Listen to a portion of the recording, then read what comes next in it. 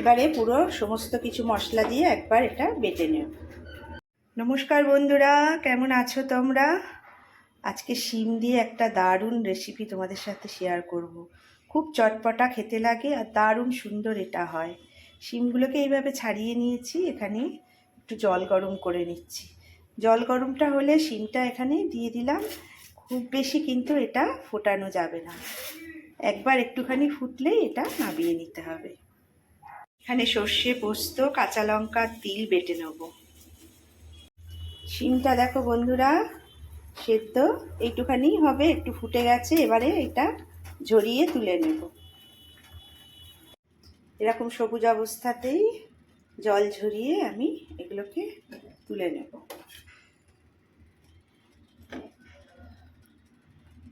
শিমটা ঠান্ডা হয়ে গেছে, এবার আমি একটা মিক্সিং বোল নিয়ে নেব।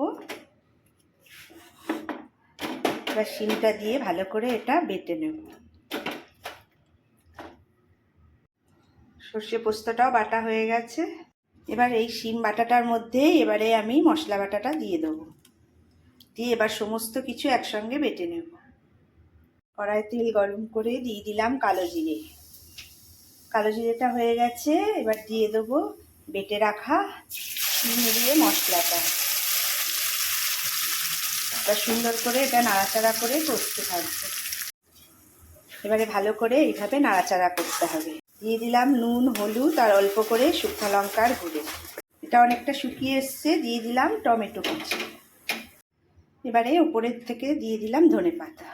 এবার নামিয়ে নেব। এটা পুরোটাই কষা হয়ে গেছে, এই যে দেখছো খুন্তি থেকে ছেড়ে যাচ্ছে। বানিয়ে ফেলো চটপটা স্বাদের এই শিমের রেসিপিটা।